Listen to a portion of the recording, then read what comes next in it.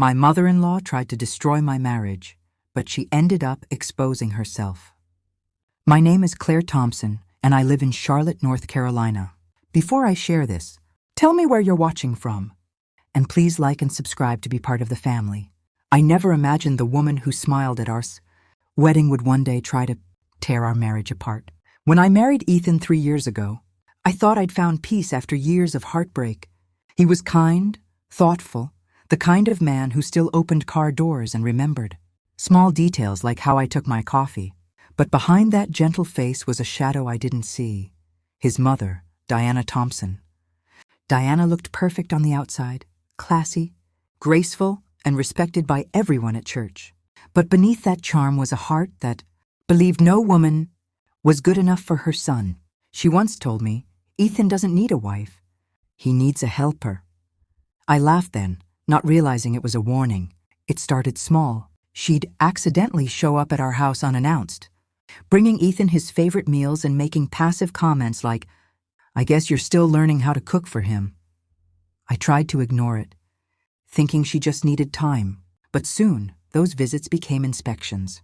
She'd walk through our kitchen, open the fridge, and sigh loudly, as if she were grading my marriage. Ethan kept saying, that's just how Mom is. But one night, I found out how far just how Mom is could really go. It was a Friday evening. Ethan was in the shower, and his phone buzzed on the nightstand. Normally, I wouldn't touch it, but the name flashing on the screen made my heart skip. Mom. Then came another message. She doesn't deserve you. Check your email, you'll see what I mean. I froze. My hands trembled as I opened his laptop. There it was, an email from Diana, sent just minutes earlier. The subject line read, What your wife is hiding. Inside were photos, edited, twisted versions of me with a man I barely knew from work. The timestamps were fake, the narrative clear. Diana wanted Ethan to believe I was cheating. I felt the room spin. My knees gave out as I whispered, why would she do this? Ethan walked out of the shower, towel around his waist, and saw me shaking. He rushed to the laptop, read the email, and the look in his eyes changed. That's the night everything started to unravel. Ethan's face hardened as he scrolled through the fake photos. The silence in our bedroom was suffocating. I could hear only the soft hum of the ceiling fan and the thudding of my heart. Claire, he said slowly, what is this? My mouth opened, but no words came out. I wanted to scream that it was all a lie, that his mother was behind it. But the shock glued my tongue to the roof of my mouth. Ethan, I swear I don't know how she got those, I finally whispered. That's not real.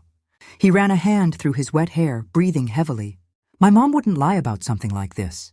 That line pierced deeper than any accusation. I'd heard him say it before, but never with this edge of disbelief aimed at me.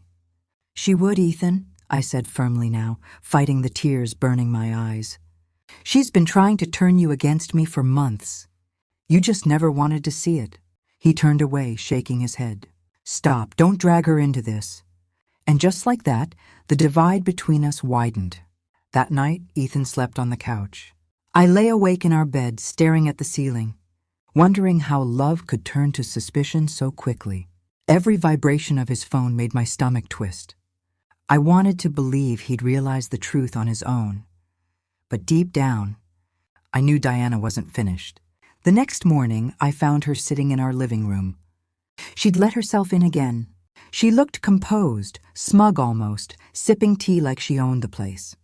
Good morning, Claire, she said sweetly. Rough night? I clenched my jaw. You know exactly what kind of night it was. Her lips curved. Oh dear. Are you suggesting I had something to do with that little discovery? I stepped closer. You sent those photos. I saw your message. She placed her cup down and met my eyes, unbothered. You're unstable, Claire. That's what worries me most. Ethan deserves peace, not paranoia. That word, unstable, made my vision blur with rage. Before I could respond, Ethan walked in, dressed for work, eyes tired and distant. Diana stood up quickly and went to him, placing a hand on his arm like she was the victim. She's accusing me of terrible things, Ethan, she said, her voice trembling just enough to sound convincing. He looked at me, then at her. Mom, please. Not now. And with that, he left without kissing me goodbye. The door shut softly, but it sounded like a gunshot to my heart. Diana lingered for a moment, turning to me with quiet satisfaction. You see, dear, when a woman builds her marriage on lies, it crumbles easily. Don't say I didn't warn you. I wanted to throw her out, to scream, to fight, but I knew she was winning by making me react. So I just stood there silent, watching her walk out of my house like a queen returning from battle. That day I made a decision. If she wanted a war, she was going to get one, but not the way she expected. The moment the door closed behind her, I fell apart. I'd spent months trying to be the perfect wife, trying to win Diana's approval, and now she'd turned the man I loved against me with a few clicks and lies. My hands shook as I poured myself a glass of water, but even that trembled like I'd lost control of my own body. I couldn't call my mother. She'd warned me about Diana from day one. A mother-in-law who can't let go of her son. We'll never see you as family, she'd said. I didn't listen. I believed love could fix anything. But love doesn't survive in silence. That evening, Ethan came home late. I'd waited up, heart pounding at every sound outside. When the door finally opened, he didn't even look at me. He just walked past and dropped his keys on the table. Ethan, I said quietly, can we talk? He stopped but didn't turn around. About what? More accusations about my mother? No, I said, trying to hold my voice steady. About us. About the truth. He sighed and finally faced me. You could just admit it, Claire. If something happened, I'd rather hear it from you than see it in pictures. I stepped closer, tears filling my eyes. I swear on everything I love, those pictures are fake. Diana is behind this. I don't know how, but she's trying to destroy our marriage. He looked at me, his jaw tight. You're saying my mother fabricated evidence? Yes, because she can't stand the thought that her son is happy without her controlling him. He shook his head. You don't know her like I do. That's the problem, I whispered. You don't know her like I do. He left the room before I could say another word. That night, as I lay alone again, I realized something painful. I couldn't fight both of them with emotions. I needed proof. The next morning, I called my friend Naomi, who worked in IT. I told her everything, the photos, the emails, the messages. She was furious. Claire, if those pictures were edited, I can find traces of it. Forward the email to me. I did it immediately. For the first time in days, I felt a flicker of hope. 2 hours later, Naomi called back. You were right. The metadata shows the images were tampered with. And get this. The email wasn't sent from your mother-in-law's main account. It was sent from a secondary one, but both are linked to the same recovery number. I covered my mouth, shaking. Her phone number? Yes, Claire, she's sloppy. You can use this. I thanked her through tears. I finally had what I needed, a weapon of truth. That evening, when Ethan came home, I was calm. Too calm, he noticed immediately. What's wrong now? He asked cautiously. Nothing, I said, placing my phone on the table. Just thought you should see something. I pressed play on the recording, Naomi's voice explaining how the photos were forged and how the account traced. Back to his mother's phone number. Ethan's face drained of color. Stop it, he said. That's not possible. I looked at him evenly. It is. She wanted you to believe I was unfaithful, Ethan. She almost succeeded. He sat down, staring at the floor, his mind racing. After a long silence, he whispered, I need to talk to her. I nodded. Yes, you do. But deep down, I knew Diana would never admit what she'd done. Not to me. And not to him. She was too proud, too manipulative. If Ethan confronted her now, she'd twist it again. So I decided to wait, to let her expose herself, just like she exposed me. And the opportunity came sooner than I expected. The house felt different the morning. After I played Naomi's recording for Ethan, it wasn't just the quiet. It was the charged silence of a place where words had been used as weapons and nothing would ever be said the same way again. I moved through the rooms like a ghost, noticing small things I'd never given thought to before. The indentation on the couch where Ethan always sat. The mug with the chip on the rim he'd sworn he would replace someday. The stack of mail on the counter that suddenly looked like evidence. Every ordinary object had the weight of history now, and every history carried the question, whose truth would stand? Ethan left for work without breakfast. He kissed my forehead like a motion he'd been taught to perform, and then walked out, his shoulders stiff, his jaw set. I watched the door close, and the metal click echoed as if it were a judge's gavel. I needed to act. I needed to move pieces where Diana thought there were none. But how do you fight someone who's been building a private arsenal against you for years? Who knew the turn of your husband's moods before you did? Who could play the part of the concerned mother with Oscar-worthy timing? Diana had never been reckless. She'd been cold and careful. That made her dangerous. I called Naomi again and begged, no, insisted, that she do everything she could. Trace all her accounts. Look for patterns. See if she's ever done this before, I said, my voice raw. Naomi promised to dig deeper. There are breadcrumbs where she slips, Claire. People who manipulate leave tracks. Let me find them.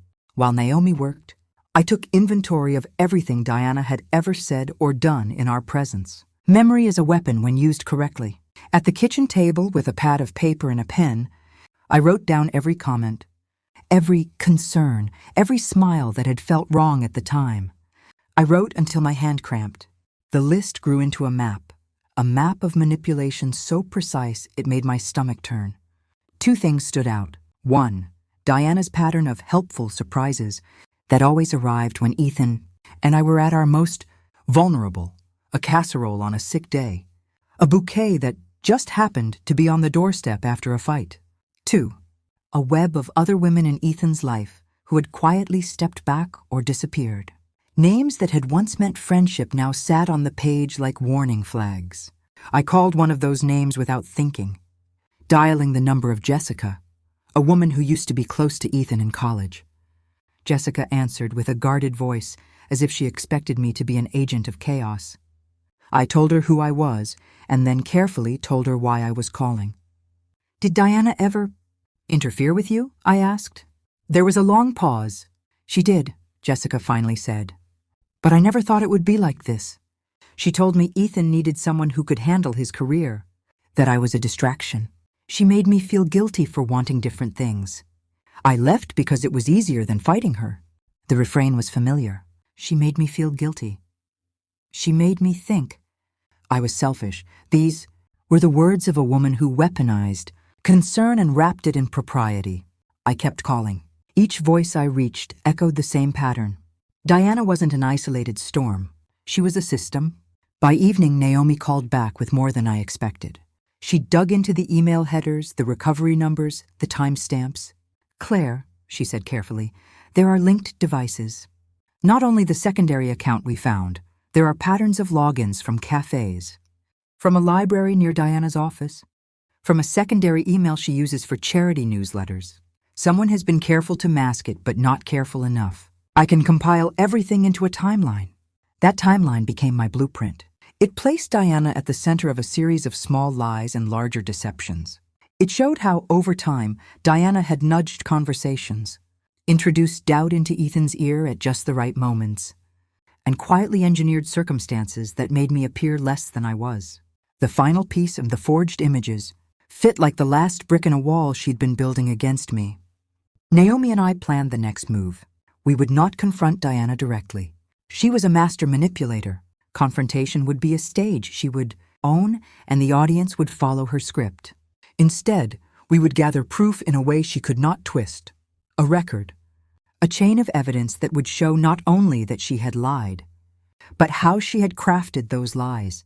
We started small, more metadata, cross-referencing recovery numbers with social media logins, tracking IP addresses, saving copies of every message and email. Naomi sent me step-by-step instructions on how to preserve digital evidence so it would remain authentic. I felt like a private investigator, and a quiet thrill grew in my chest. For the first time since the fake photos appeared, I felt like I had a line to hold on to. But proof in private is not the same as justice in public. Diana's arsenal was social as much as digital. If I wanted to take her down, and I knew I did, I needed to convince Ethan, not with my words alone, but with facts he could not dismiss. The problem was that Ethan's first instinct was loyalty to his mother.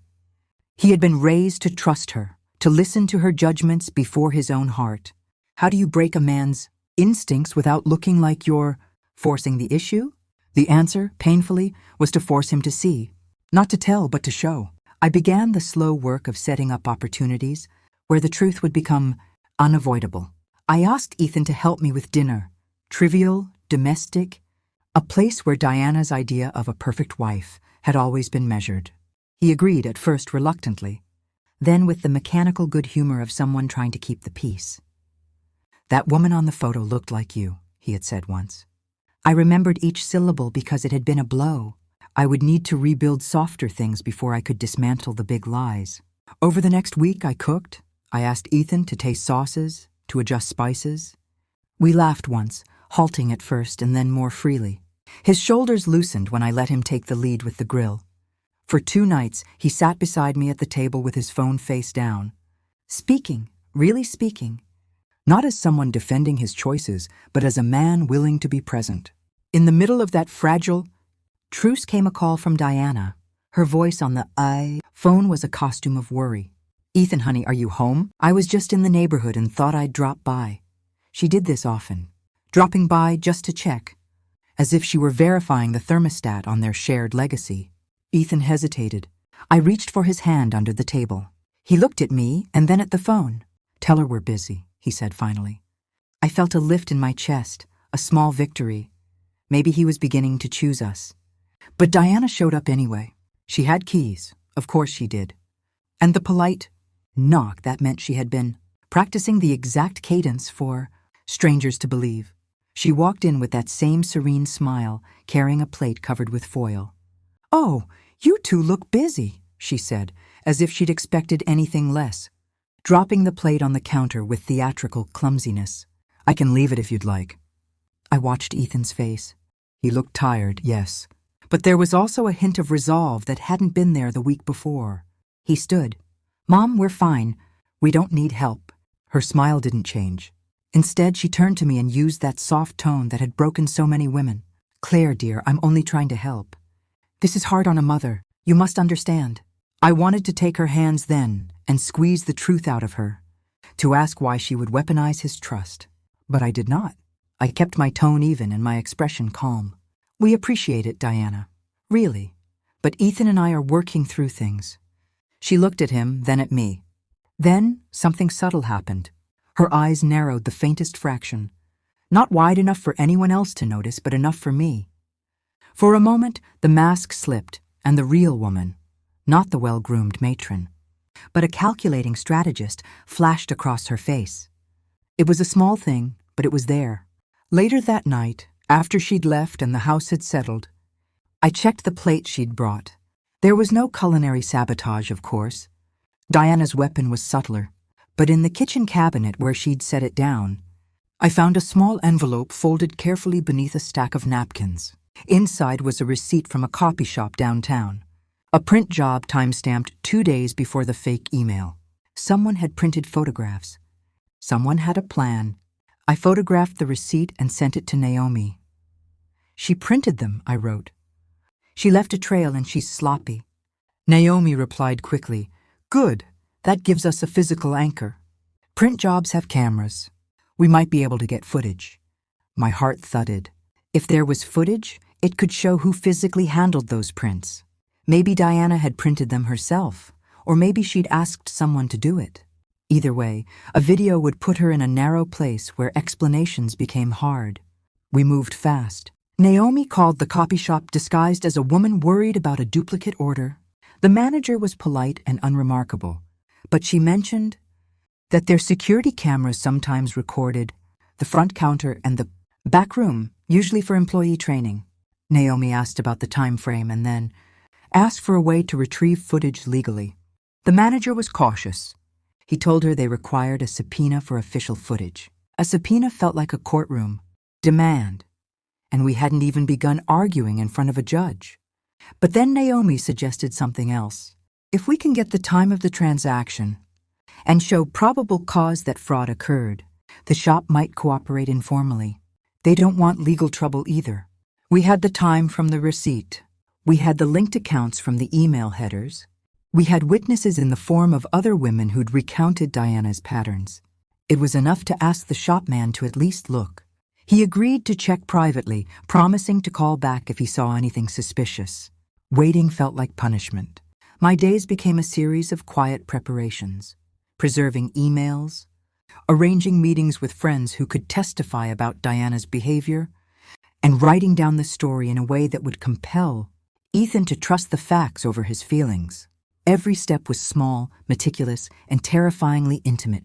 One night, as rain tapped at the windows and the house smelled of lemon, cleaner and unresolved arguments, Ethan came to me and said something that made the world tilt. "Claire, my mom called today. She asked me to help her with a charity gala next month. She seemed off, like she's trying to get me involved in something." It was a small detail, but it mattered. "Why would she want you there?" I asked. He shrugged. "She said it's important for the community. She wants me to be on the board." He looked at me like he was asking for permission or forgiveness. I couldn't tell which. I had a sudden sharp thought. If Diana was trying to control his schedule and image by anchoring him to community events, then exposing a lie in public might force a reckoning he couldn't ignore.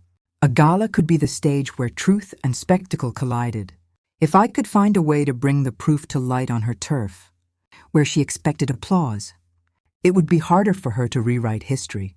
I started to imagine scenarios like a strategist planning a siege.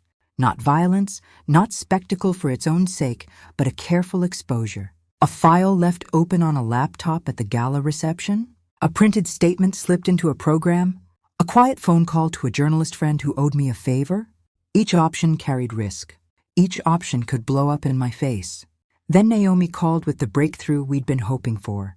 The copy shop had footage, and an employee had recognized Diana in the clip. Not only that, the footage showed her speaking on the phone while handling the prints, and the timestamp matched the email's send time. Naomi sent me a frozen frame showing a woman's profile in the dim light of the shop's back counter. A profile with Diana's distinctive choker necklace. My chest tightened as I stared at the image. This was it, a moment frozen that could not be easily spun. It wasn't incontrovertible proof alone. A defense lawyer could argue for coincidence. But it was concrete, and it linked Diana to the prints in a way the fake photo email never could. I told Ethan slowly, step by step, presenting him with what we'd found. I read out the headers. I showed him Naomi's notes. I played the recording of Naomi's explanation, so her voice would be a neutral witness in the air between us. He listened, his face an unreadable map. At the end, he sat back and closed his eyes. "If she did this," he said softly. The words like a verdict being handed down inside his own chest. "Why? Why would she hurt you like that? Why hurt us?" I wanted to say, because she's afraid. Because she loses control. Because when you love someone so much that you can't imagine them happy without you, you will try to own them with lies. But I didn't. The answer wouldn't change the fact that she had already done it. Instead, I asked, "Do you believe me?" He opened his eyes, and for the first time in weeks, his gaze met mine with something like clarity. "I don't know," he whispered. "But I want to know." I took his hand and squeezed. It was not the triumph I dreamed of. It was brittle and fragile, a single thread, connecting two people who had been tested. But it was enough to begin. We agreed, hesitantly, like burglars agreeing on a plan only whispered in the dark, to confront Diana together. Not in a dramatic showdown, but with things laid out. The receipt, the footage, the emails, Naomi's findings. We would ask for explanations she could not easily provide. What I didn't tell Ethan was that I had another plan as well. If Diana refused to admit anything, if she continued to twist the truth, then I would find a way to make the world see what she had tried to bury.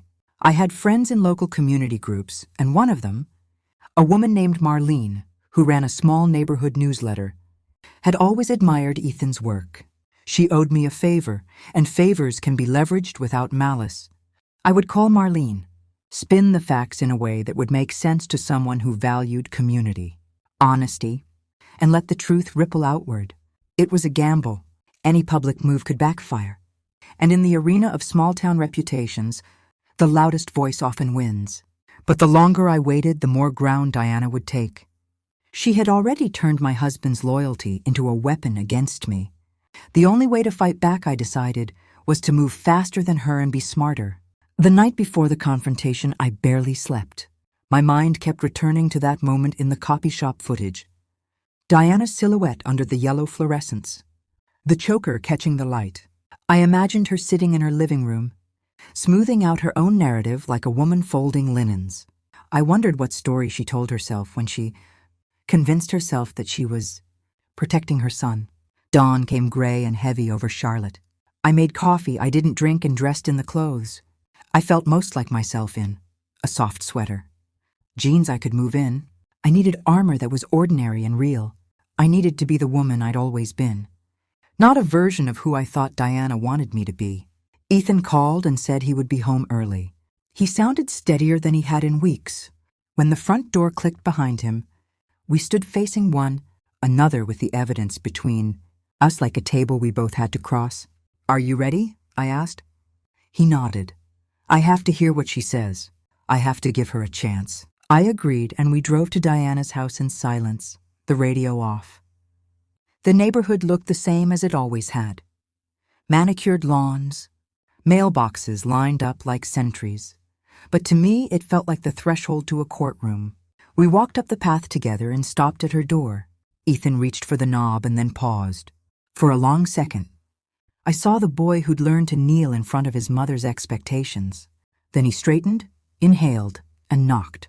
The knock seemed small, almost trivial, but it echoed in my ears like something that would mark the rest of my life. The door opened. Diana stood there in a dress that could have been for a Sunday. Service or a small victory. Her face was the same practiced calm. But the eyes were razor-sharp now, as if she'd expected this eventuality and had long ago rehearsed how to look surprised. "Ethan, my boy," she said warmly, then glanced at me with a smile that could have been a blade. What a pleasant visit. Ethan stepped forward. "We need to talk, Mom, now." She invited us in with hospitality that felt like a trap, and we sat in the living room where she had placed cushions to make her guests comfortable, her hands folded in her lap. And for the first time since this nightmare began, I saw her fingers tremble, not with guilt, but with the tension of a performer. Realizing the audience had stopped applauding, I set a folder on the coffee table. Inside were the receipts, Naomi's printouts, the email headers, and a sequence of dates. Ethan's hand brushed mine nervously. "We know about the prints," he said. "We have footage from the shop." Diana's face flickered. For a fraction of a second, she was an exposed wire. Then she smiled, that same cool smile people used to trust. "Ethan," she said softly, "whatever this is, you know me. I did something I had rehearsed 1,000 times in the privacy of my head." I didn't let her finish. I let the folder lie open, and the photos spill like a quiet accusation across the coffee table.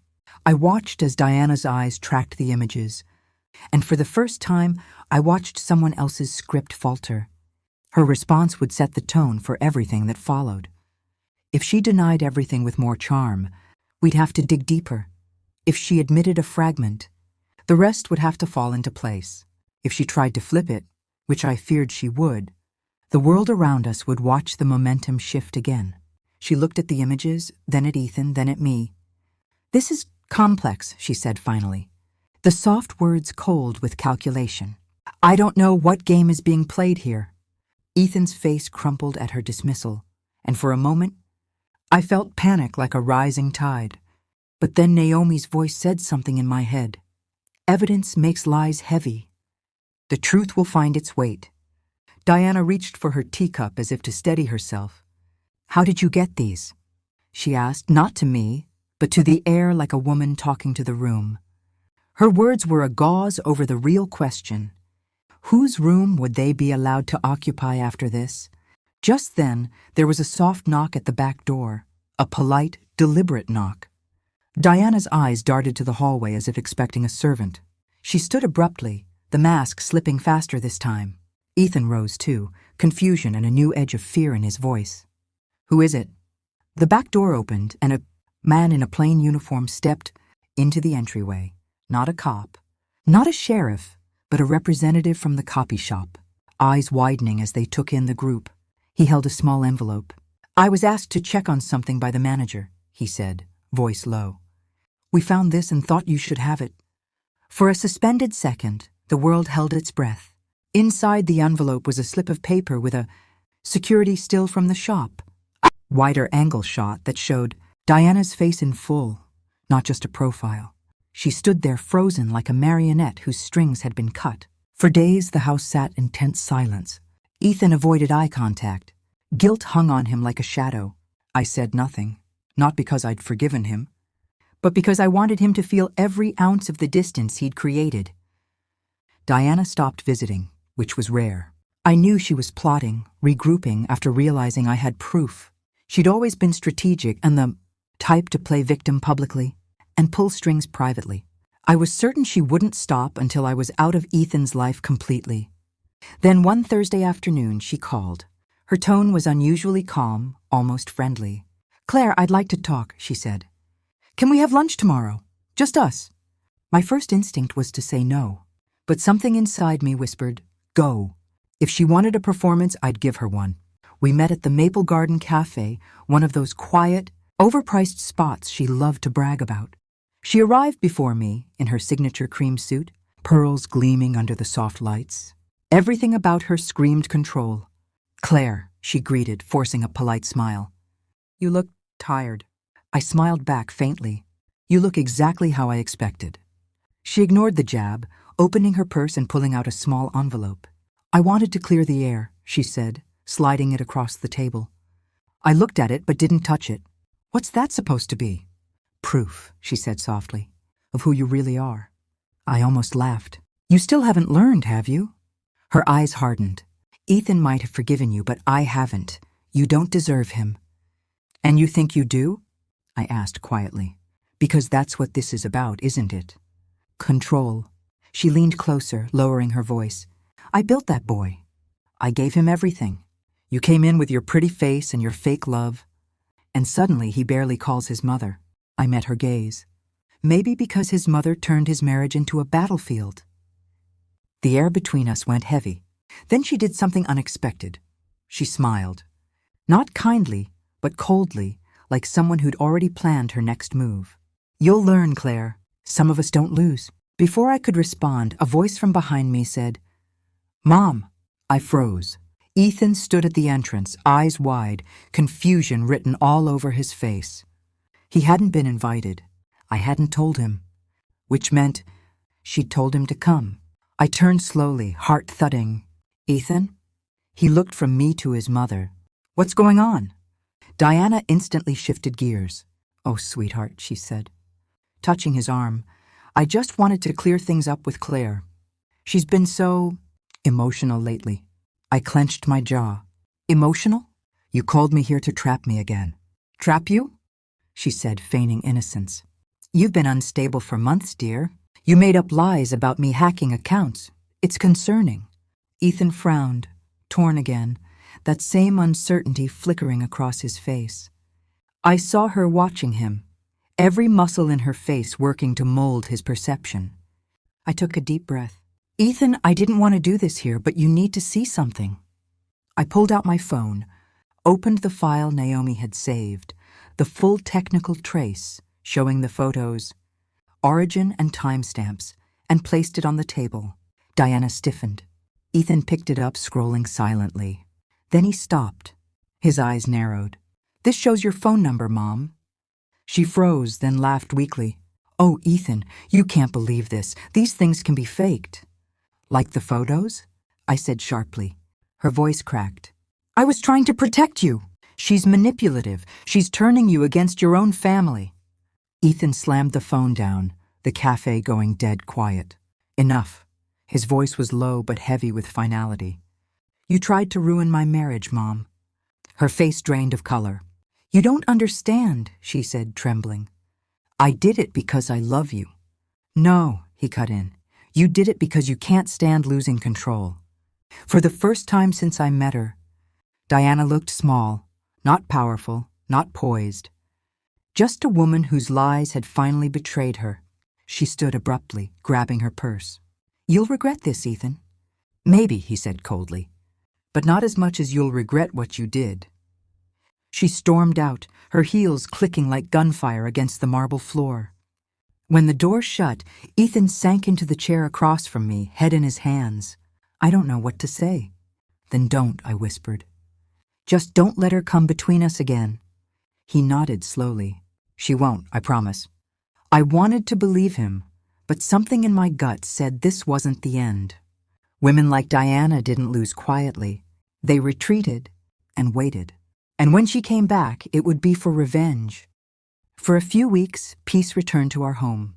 It wasn't perfect. There were quiet moments when Ethan would drift off in thought, probably replaying everything that had happened. But for the first time in months, the tension had lifted. We started having dinner together again, laughing at old inside jokes, even planning a small weekend trip. It almost felt like the storm had passed. Almost. I should have known better than to think Diana would walk away quietly. She wasn't built to lose. One Sunday morning, Ethan was in the shower while I scrolled through social media, sipping my coffee. That's when I saw it, a post on a local gossip page. The caption read, "Some women will destroy any home for money." Underneath was a blurred photo of me outside, my workplace, taken from a distance. The comments were brutal. People speculated, insulted, even tagged others. My heart pounded as I scrolled through the thread. It didn't mention my name directly, but the photo and my company logo in the background made it obvious. Diana. It had her fingerprints all over it, cowardly, precise, and cruel. When Ethan came out, I showed him. His expression went from confusion to disgust. Who would post something like that? I didn't even answer. I didn't need to. The look in my eyes said everything. He rubbed his temples. "Claire, we can't be sure." "Ethan," I interrupted softly. "You know who it is." He sighed. "Let me handle it." But I didn't want him to. I was tired of being the woman who waited for someone else to defend her. That evening I met Naomi again. She'd already seen the post. It had spread faster than I expected. "I can trace the IP address if you want," she said. "Just give me the link." I hesitated. Would that cross a line? She looked at me, dead serious. She crossed it first. By the next day, Naomi called back. "You won't believe this, Claire." The post came from an account registered under a different name. But the IP matches Diana's house. Same location, same timestamp. I laughed quietly. Not out of joy, but disbelief. The woman was unraveling, and she didn't even realize it. That night, when Ethan came home, I decided not to tell him yet. I wanted to see how far Diana would go.